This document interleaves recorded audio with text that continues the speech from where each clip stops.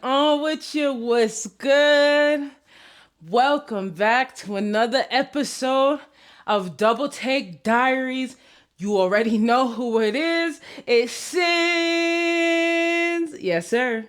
And we here, we back. We so happy to be back here with y'all on the couch. Y'all already know what time it is.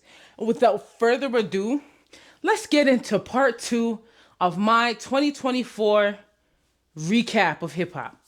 Let's go.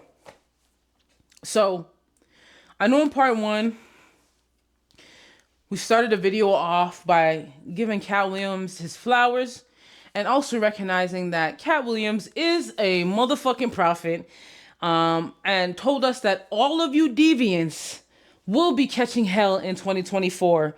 And y'all will be. And y'all are. And that's facto mundo. Now, I'll be honest with you. I don't want to too much talk about the P Diddy claims because to me, a lot of it is it's disturbing. You feel me? Like seeing the Cassie video was very disturbing for me, and I don't want to. I don't want that vibration within my atmosphere because I he's just a twisted individual. And I'll leave that for what it is, man. I know that there were some allegations that came up against Hove. I know since the allegations came up by Tony Busby, I think is the lawyer's name. And I know that there was some back and forth between Rock Nation and this lawyer. And I know that these allegations have since then are now false. Apparently, the victim claims she lied about the allegations. So I don't know too much about that. But I think, man, when it comes to like things like that, I personally, it's not really my, my vibe or my energy. I don't really want to, you know, like discuss matters like that because I think they're highly sensitive, and so many people be bringing in their own personal opinions and beliefs toward, you know, those things that are going on. And I mean, those are real people, and those if those things happen to those people, that's just not something I'm trying to, you know what I mean? It's a very sensitive topic. But we wanted to recap 2024, and without at least mentioning the fact that, Diddy's in jail and everything going on with that is what it is.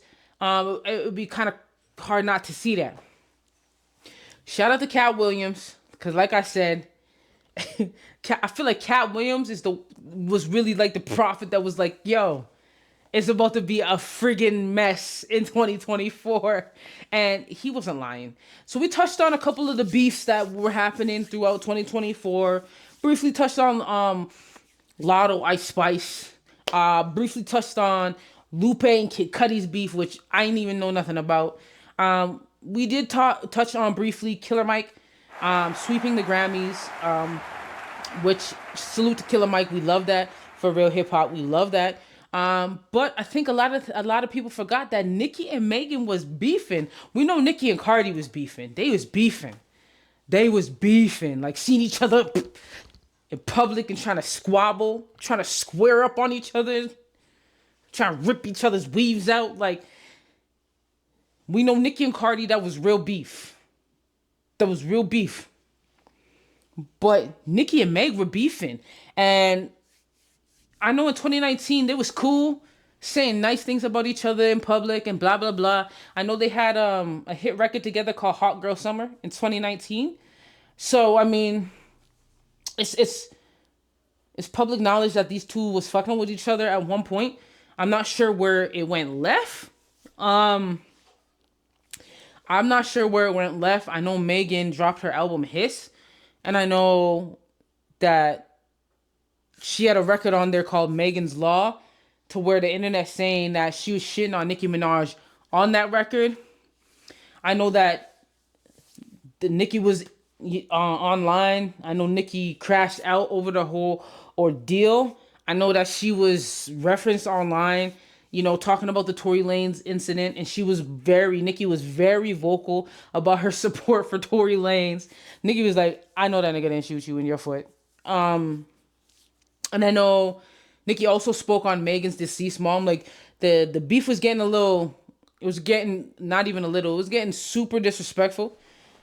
These are two very powerful women in, rap music and hip hop. And so you never want to see, two black women crash out on each other, because that's a narrative they're always trying to push. We know Foxy and Kim, remember, Foxy and Kim were friends first. You know what I mean? Foxy Brown and Lil Kim were friends first.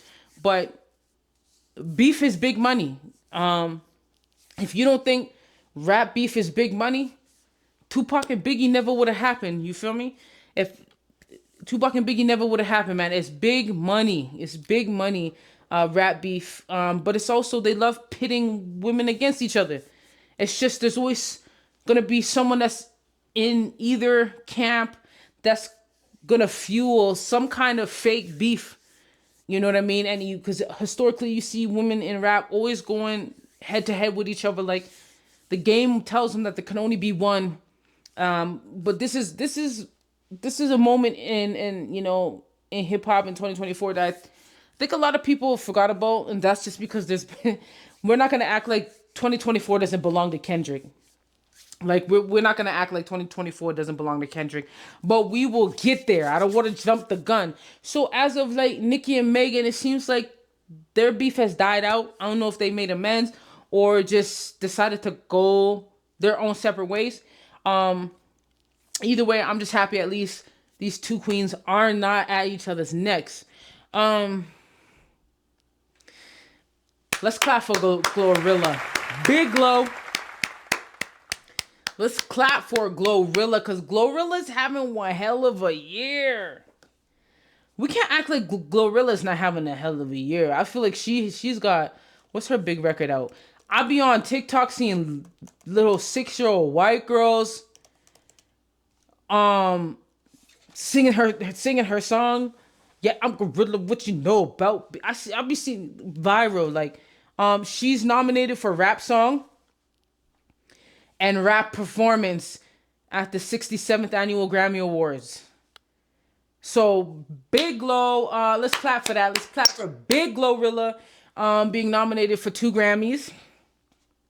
I think that's crazy. Coming from where she coming from, being country, being from Memphis, and just, I love the fact that she stays in her lane. She's not really getting caught up in none of the foolery that's going on. I think since she's had her breakout record, what was her breakout record again? I can't remember. Glorilla's breakout song. It's a big record, but I don't remember what it's called. FNF. Shit. FNF, bro. FNF was a big record. Fuck nigga free. That was a big record. But she dropped FNF, kind of blew her up into the spotlight. And then I think she was dropping a few records after that. People wasn't really feeling them. She was kind of lukewarm. But she started picking up steam. And she kept her foot on the gas. She stayed in the booth, and I want let's clap it up for the females in hip hop right now. I feel like females have been carrying hip hop for the last few years. No cap. They've been carrying hip hop for the last few years because a lot of the male rappers, the bar is just so damn low. The bar is just so damn low, and what I mean by that, it's like, imagine paying your good, hard-earned money and going to Rolling Loud, right? It's supposed to be one of the biggest rap music festivals of today, right? And then you get there and you like love Kodak Black, right? And that nigga come out on the stage, and that's what you get. And listen, I ain't gonna kill it. I'm gonna save my Rolling Loud reaction for another video, and we gonna get into what I really thought about all the Rolling Loud performances. We want to salute Big Glow though on her Grammy nominations.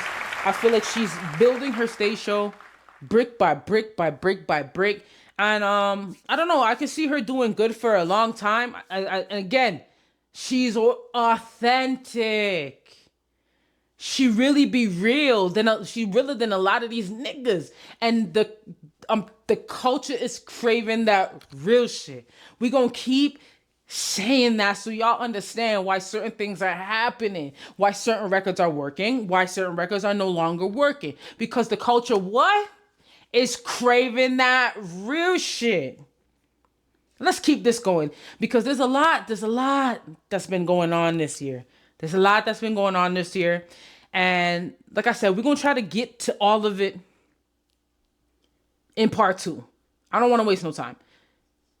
Let's clap it up for Vince Staples, y'all. Come on. Let's clap it up for Vince Staples, y'all. Now, Vince got a cool personality. Vince is another one of them ones that's like, he like your cousin. Almost like, I feel like Vince could go anywhere in the world and chill with anybody because he just got that, he's just a really cool nigga. Like, he's super cool.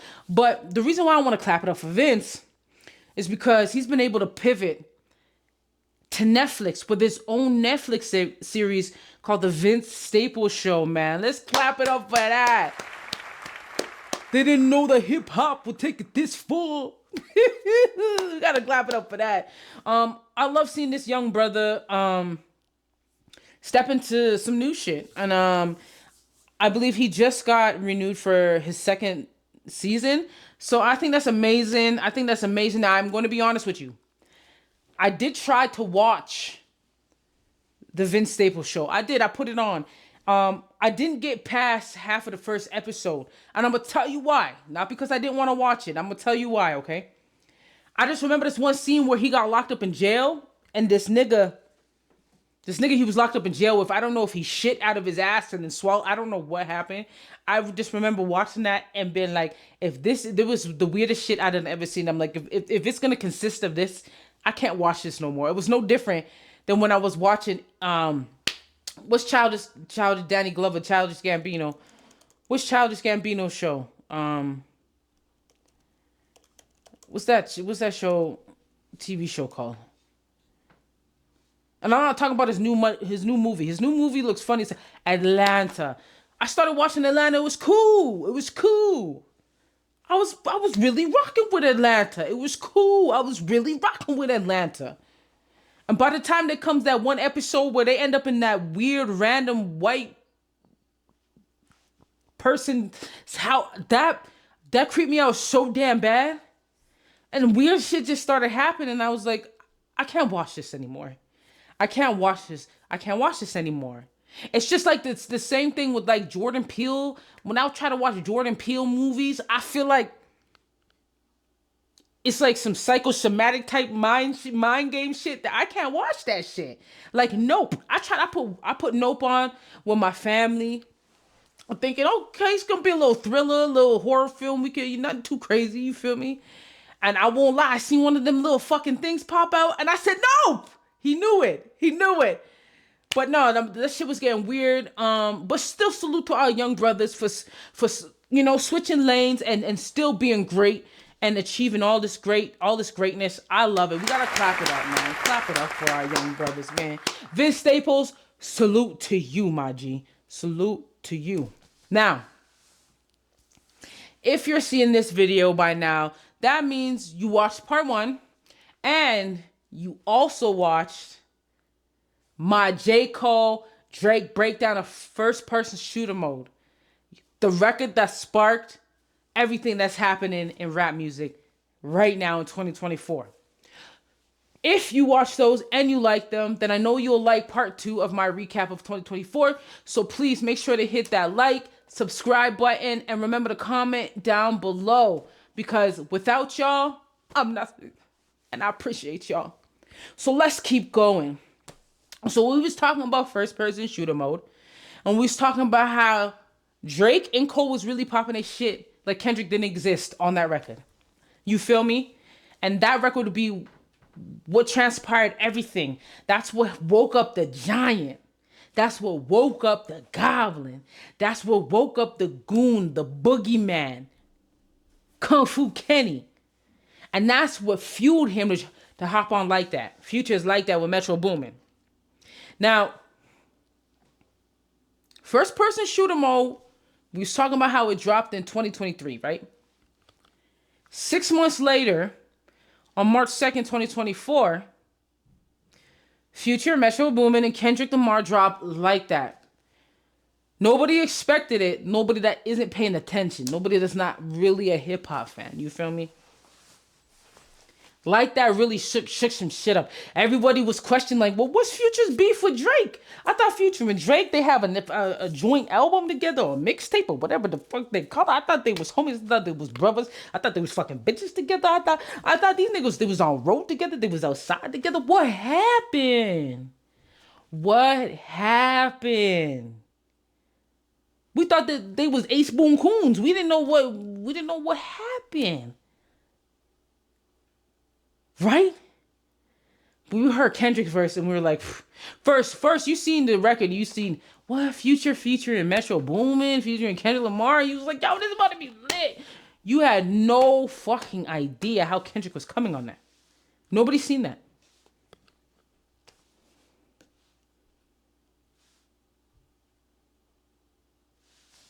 For all the dogs who's getting buried, like Kendrick really shots were sent. That was in March 2024. 2024 has been hot. It's been a hot year. Like, I'm not even gonna hold you. It's been a hot year. Scorching. But let's keep going, right? Because there's a lot that's transpired. And this is what I mean by Cole and Drake. When y'all drop first person shooter mode, y'all woke the motherfucking boogeyman up. And then we get all this online chatter going back, right? Going back and forth. People choosing sides. Oh, it's Drizzy. We team Drizzy. Oh, no, we team Kendrick. Oh, like, right? I think when like that dropped, this is when niggas really started choosing sides. A lot of niggas started fucking with Drake, and like some people still were like, but a lot of people were jumping ship, right? I believe like this is where shit was like, okay, if you weren't paying attention, you couldn't have foresaw what was coming or foreseen what was coming. But if you knew, you knew. Right? So there's all this chatter online. You know, we have Rick Ross inserts himself into the beef. And then Rick Ross drops Champagne Moments on April 13th, 2024. So we have just a bit over a month prior to that. We had like that, and everybody's trying to do their investigations, trying to play detective, and trying to see what motivated Kendrick to drop this and to say these things and blah blah blah. Then Rose inserts himself into the beef and drops Champagne Moments, and this opens a whole new realm of how people want to troll Drake. You feel me? He said things like white boy. That's when the Drake being a white boy. That's when people started looking at Drake like a white boy. Like he a white boy. He ain't really part of the culture. They try to act like Drake is Lil Peep or Lil Pill or one of them little white boys that be rapping like they from the hood. they try to make, you know, he is biracial. So I mean, his father's a Black American man. So it's like, I mean, for me, as long as for most biracial niggas that I knew, like they always identified as Black. I've never heard them identify as white. Not that they don't exist. I mean, just the ones I've been around, the ones I know, like they've always just embraced their melanin. You know what I mean? It was, and that's just what it was. So I never looked at Drake like he was a white boy personally. But this is like in Rick Ross saying, "Whoa, he's a white boy," and then you know Drake being in blackface. That really didn't That really wasn't a good look. Like, I don't know. That really wasn't a good look. I mean, he's so light skinned, and then the black fit, it just really wasn't a good look. Right? Is what it is, though. So April 13th, we get champagne moments. You know, Rick Ross popping his whatever, in the track, talking about white boy, I see you. Referring to Drake as the kid who never had to fight in school. And referring to Drake as the white boy at the park that wanted to hang with the homies. Yo, what? That bar was like, it was really real for me because I grew up in a place where it really would be like that. Like, there was always the white kids that wanted to hang out with the niggas. Like, it was always like that. Yeah, but I mean, you know what? Ross, mentioned the cease and desist. I think this is when Drake started getting, you know what I mean? This is where he started fighting in a non-hip hop type way. You feel me? Like, he was sending a cease and desist letter. It's like, I don't know if it's because Rick Ross was talking about Drake was getting surgery and all this craziness. Like, yeah, but Drake sent a cease and desist to Champagne Moments, which was Rick Ross's diss track. He also sent a cease and desist to Futures, not to Futures Like That. That really happened. So now we're getting a glimpse into like Drake's, Drake like, okay. Not that Drake didn't pick up his pen, and that's the crazy thing. Is Drake dropped beer diss records. Drake responded. People are acting like Drake just retreated. He responded. Like, he stood on 10 toes. But like I said, when Not Like Us dropped, it just drowned everything out, including Drake's career to a lot of people. Like, 2024 has been hot, sizzling, but like let's run on the timeline of this beef, because honestly, this is the climax of the whole entire year of everything that's kind of been transpiring.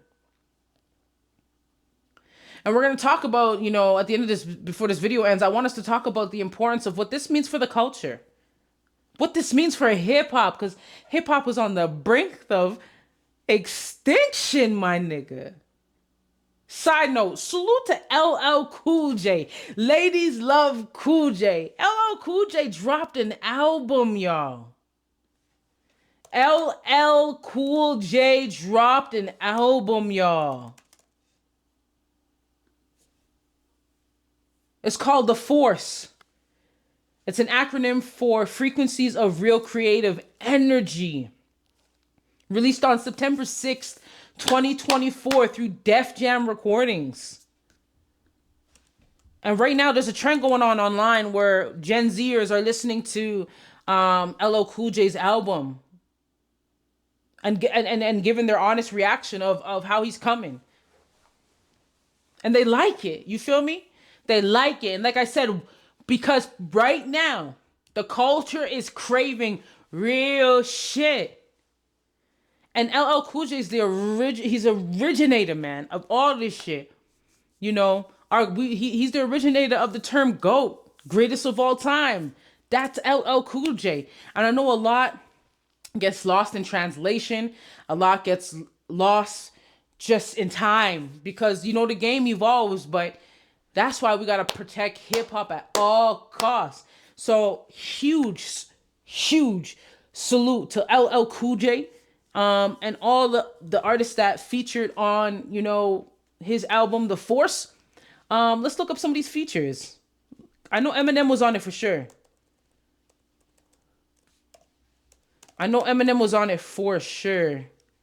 Tracklist. Let's see. Okay. The first track is featured with Snoop Dogg, Spirit of Cyrus.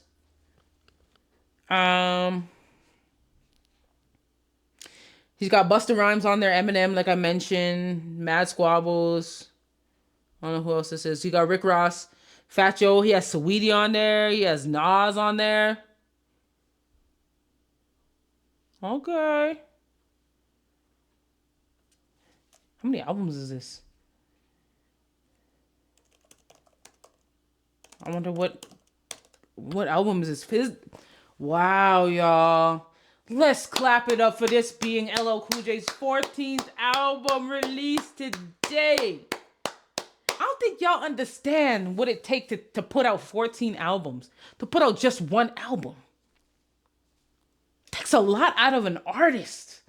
There's a lot of moving parts. You're talking about an artist. If an artist is taking this seriously, you're talking about an artist getting themselves mentally in shape, getting themselves vocally in shape, getting them, spiritually in shape, physically in shape. Then you're talking about an artist working with their team to come up with creative direction. You're talking about actually creating the music and mapping out what you want this album to be. Like what's the concept behind it? It's like manifesting all the intangible into the tangible, and it's like for people to actually be able to connect with it and live with it and experience it, and it takes a lot. And this is his 14th studio album, man. That's crazy. We gotta celebrate our legends, man. I don't know what you're talking about.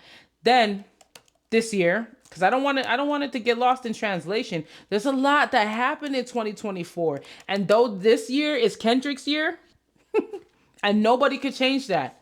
Nobody can change that. Two of our legends dropped an album. Dr. Dre and Snoop Dogg dropped an album this year, y'all. Missionary.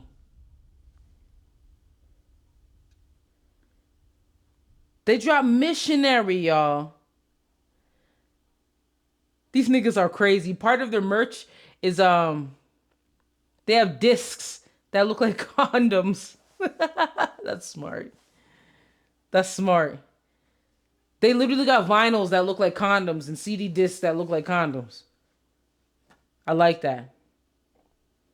But it's the branding, it's the creative, it's everything that an artist puts into the release to bring it, and their teams, of course, that bring this to life, you know what I mean? And we want to make some noise. We want to make some noise for them, dropping another album after all these years too, and not having to. And I need to take the album in more, but from what I hear, it's like the album is dope. I'm hearing that the album is dope. So big round of applause to Dr. Dre and Snoop Dogg for giving us another legendary project. We appreciate you. Salute to our legends, man. What are we talking about? So let's keep it pushing, man. Let's get back. We getting a little back off track. Let's also make some noise for Gunna. Big round of applause for Gunna. Gunna was incarcerated.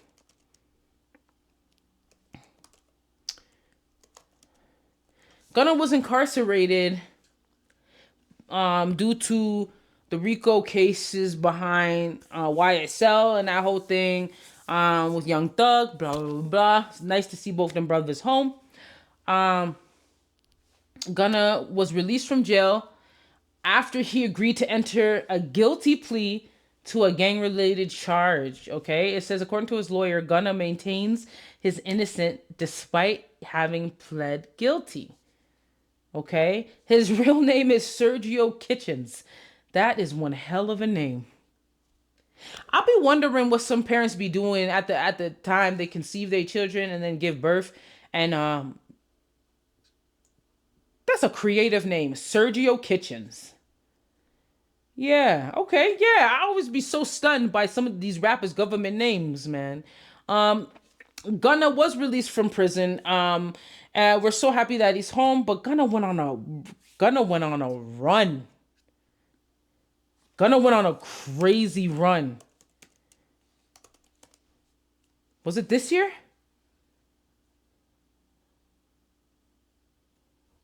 What's that album he dropped? So he announced a new album this year, 101. But he dropped an album as soon as he came out of jail. This ain't the album I'm talking about. I don't think so. See, that's how much work this dude be putting out.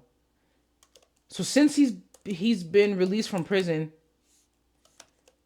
he's dropped two. Okay, so it was 2023. He dropped A Gift and a Curse, and I think he just got out of prison around that time. He dropped A Gift and a Curse. The album went up. He ended up touring off the album. Then he came 2024, dropped 101, which I know he has some joints that are going crazy off that. to have the whole culture call you a snitch and a bitch and a this and a that, to have, you know, friends you call, because if you think about what's happening to Drake, Gunna kind of went through something similar, right? Where it's like people are dragging his character through the mud. Um, but it just goes to show you, when you go back into the studio and you remind motherfuckers of what it is that you do and what you bring to the table, and you give them this heat and these hit records, nobody remembers nothing else after that. And I think that's where Drake failed. I think that's where he really failed. He was too focused on hurting Kendrick, on causing him pain, that he lost sight of the genius of just going and putting those reps in with your pen. And I think that's where Kendrick never lost sight. As much as the beef has been personal for both of them, Kendrick has never lost sight of the importance and the power in your pen as a lyricist. Salute to Gunna for being able to, despite the public writing him off, his niggas writing him off, to be able to come back. He's in shape, you know, taking care of his health. He's looking great, feeling better, and dropping music like nobody else out here, I feel like, right now. And his shit's going up. So salute to Gunna for not accepting you know, the downfall people wanted for you. I love it. So we double back now as we're recapping all this shit. We get Champagne Moments from Rick Ross on April 13th. April 16th, Drake drops Tailor Made Freestyle. That's that freestyle that was like, he used AI to generate Tupac's voice, Snoop Dogg's voice. And Snoop was like, yeah, I love that shit, cuz. Snoop was like, I love that shit, cuz. Me personally, I thought Tailor Made Freestyle was dry as shit. I thought it was whack. I just, you know, it was just weird to me. It's weird to me to write lyrics for Tupac. I don't know what gives you the audacity. I just think it's crazy. You know, some people think it's cool. I think it was kind of corny. I wasn't here for it. I wasn't fucking with it. But I digress. He drops Tailor Made Freestyle, and then he's feeling nice. He's feeling nice in his bag. He drops Taylor Freestyle. He's like, Kendrick hasn't said nothing. It's crickets. He's feeling nice, you know, after dropping Tailor Made Freestyle on April 16th. 3 days later, Drake drops Push-Ups. He comes back with Push-Ups. He comes back with Push-Ups. And this is where, I tell you, this is where, when you're overtly confident and you're operating from ego, that shit will blindside you. That shit will really blindside you, Dookie. It will blindside you. And it blindsided Drizzy Drake. It blindsided him. Because on April 30th, Kendrick would drop Euphoria. Now, is Euphoria a track that people are just gonna put on like, yo, I want to listen to this Euphoria shit right now? No, that might not be one of them ones. But Kendrick Lamar dropped a 6-minute and 24-second diss record and really challenged Drake's manhood, humanity, morale. There's so much in Euphoria. You know, if you want me to do a reaction video to Euphoria, let me know. I can break down lyric by lyric how this coincides with everything going on right now.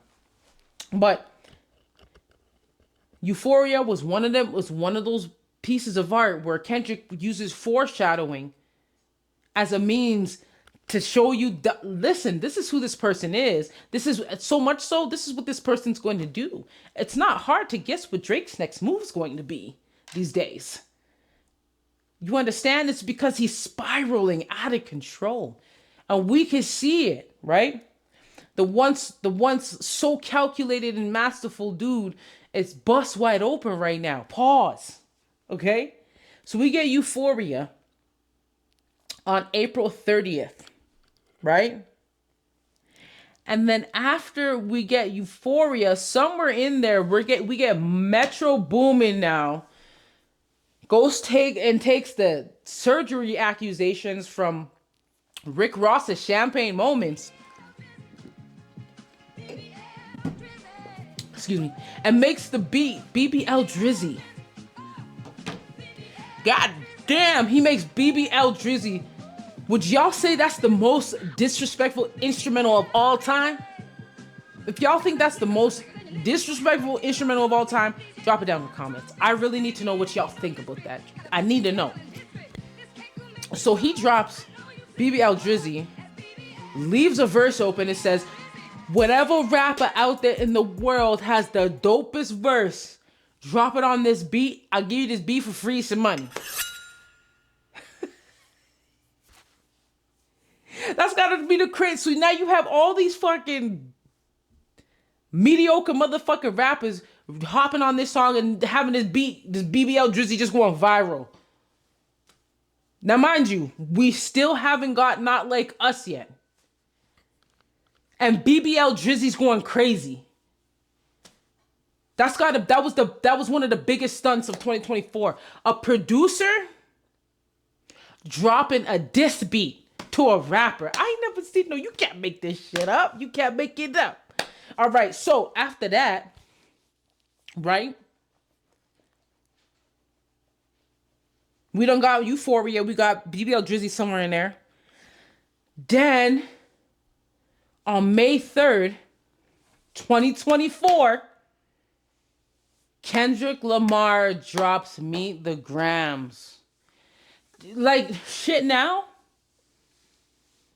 This is where shit starts getting very personal. This is where J. Cole starts getting very uncomfortable and retreats to a nice sandy beach somewhere off some island. And it was crazy too, because a fan must have seen him chilling on the beach and ran up on him on the beach and checked him like, what are you doing? Shouldn't you be in the studio putting reps in? Shit was crazy. So we get Meet the Freaking Grams on May 3rd. Kendrick. At this point, it was at the point, it was when Kendrick dropped Euphoria, and I realized how much foreshadowing was in that record. I was like,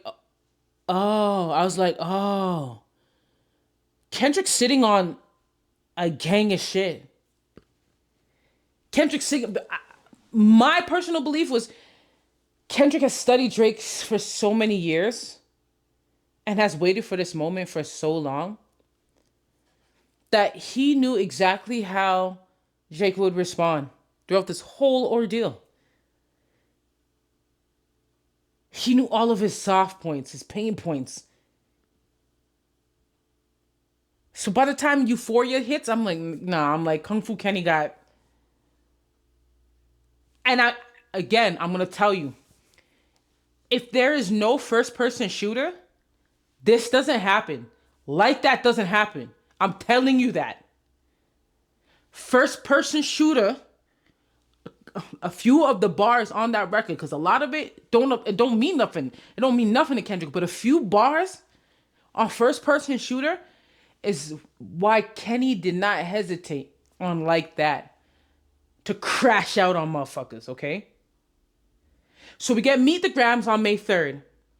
Then we get Not Like Us on May 4th, y'all.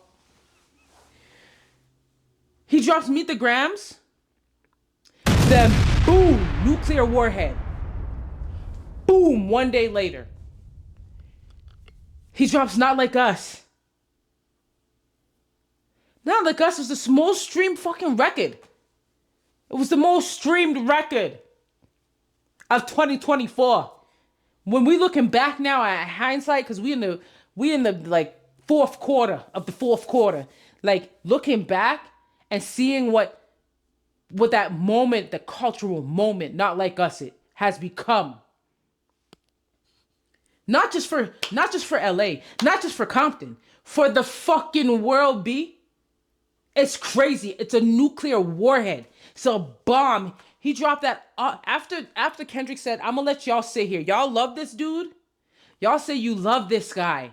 This is who you guys chose to be the ambassador of rap music. This is who you guys are putting in the top spot. This is who you guys said is the greatest of all time. Nah, this is who that motherfucker is. This is who he really is. Y'all don't know who he is. So I'm gonna make it plain as day. And he drops this bomb. Right? So we get the record. We not even expecting no video, but then we get the video and you're like, oh my God. D Rosen's in that bitch? You got D Rosen in that bitch, who used to play for the Toronto Raptors. And him and Drake was like this. Ace Boom Coons. The level of disrespect from motherfuckers in that video who used to fuck with Drake, that was in that video, like, you not like us, nigga. It's the reason why Drizzy crashing out. The reason why he's going to these Raptors games, getting ready to knuck if you buck boy. Getting ready to squabble up on. That's why he's whispering angry slurs to basketball players from the sidelines with barrettes in his hair. I'm saying, Drake, you got to stop doing shit like that. Take the bobbles out your damn hair. You a grown-ass man. I think it was in Euphoria, Kenny said it must be the braids. Kenny mentioned he missed the old Drake, the one that was sweet, that was singing. Said he don't like this new Drake, the gangster Drake. The one that be acting tough, the one that be acting hard. And we get Not Like Us May 4th. It's crazy. What a lot of people don't realize is Drake drops The Heart Part 6 on May 5th.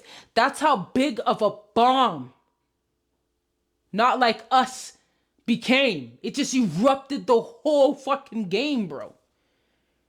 I want y'all to go back. Listen to Drake's The Heart Part 6. First of all, you take Kendrick's Heart Part, you take his Heart series and drop The Heart Part 6.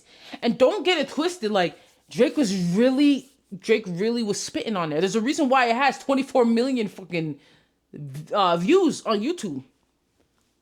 Right? Drake did The Heart Part 6. But then it happened, y'all. Then it happened, y'all. And I want y'all to understand how personal Kendrick took this shit.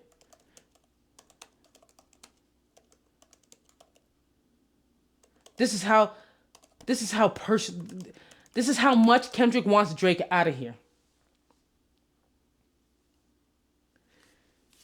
This is how much they want him out of here, right? But this is how masterful Kendrick is, right? Drake drops The Heart Part 6. And at the end of The Heart Part 6, he's kind of alluding to the fact that Kendrick told a lot of lies, you know, saying that he has a daughter out here, saying that Drake has a daughter and this, that, and the third, right? So Drake's on The Heart Part 6, right? And I'm pretty sure this is the last diss record that Drake dropped. And at the end, he's talking about how he don't want to do this no more because niggas is making up lies and saying that everything he said was facts. So he's saying that it's actual factual that Dave Free fathers one of Kendrick Lamar's children, his son. I don't know. This is all allegedly. I don't know if any of this is true. There is still no truth or validity to the claims Drake has made, right? But Drake is talking about feeding Kendrick's people, you know, fake news so that he'll put it in. And he's using it. He's baited him out and he put it in his. He's talking about all this shit, right? But Not Like Us just overshadowed Drake's The Heart Part 6, right? But it's crazy because November 22nd, 2024 would be a moment for the culture. A moment that would solidify the importance of hip-hop, real hip-hop music, and real hip-hop moments for the culture. It's a moment when the culture spoke and said, we just want to feel something real again. And that's when GNX dropped. And it's self-explanatory. It's a freaking moment. It's a freaking moment. This album is #1 hip-hop album of the year. You already know Kendrick's coming for the Grammys. Clean sweep. Clean sweep. And it's important for you to understand that before he dropped this album, because he never gave us no release dates. He just dropped this album on November 22nd. But September 6th of that same year, so a couple months prior, was when he announced the Super Bowl. And and it's full circle. It's full circle. I want to come back full circle. And I want you guys to go back and watch my first person shooter mode breakdown video. And how a few bars in that record transpired everything that you're seeing now. You understand? The ambassador of hip hop is back. Salute to Kung Fu Kenny. Salute to all these guys. I mean, at the end of the day, they've all contributed so much to hip hop, so much to rap. There are moments we've had with Drake, moments we've had with Cole, and moments we are having with Kendrick and have previously had with Kendrick. Do I believe it's over for Drake? Nah, there's no way. I believe as long as he gets back into the studio, well, I believe as long as one, he gets low, real low for a minute. I feel like he needs to get real low for a minute and disappear. Let people miss his contributions to the game. Let people remember what it is he really does and what it is he's really contributed to the game. And if it matters, and if it truly matters, there will always be a spot for Drizzy. I think Cole is getting some backlash, but I think people are wishy-washy. So in his podcast, he's being a lot more intimate with his audience, with his viewership, and breaking down why he decided to retreat from battle in terms of this rap battle. And you can hate him for it, you can respect him for it. Either way, y'all are entitled to your opinions. Your opinions are like, everybody got them. We already know what it is. You're going to think and feel what you think and feel. That's all you. But, I mean, 2024 has been a crazy year. And obviously, we can't cover everything that's happened in this video. But, yeah, man, it's been a crazy, crazy, crazy year, man. Salute to all of, the artists in the culture that are just pushing that real, authentic shit forward. We need it. We love it, man. Salute to Chris Brown. Chris Brown, give that man his damn flowers. He out here in South Africa flying in the sky and shit. Up to the nosebleeds and shit. I won't lie to you. We got to do the Rolling Loud reaction video. We will do that because I really got to break down how awful a lot of these rappers are on stage. But without further ado, you already know who it is. It's Sins. Thank you so much for tuning in to another episode of DoubleTake Diaries, kicking it with me here on the couch. Y'all already know, man. Let me know how you feel about this video. And if you want more content, longer content, and how you feel about the content. Remember to like, subscribe, and comment down below. You already know. Gang, gang.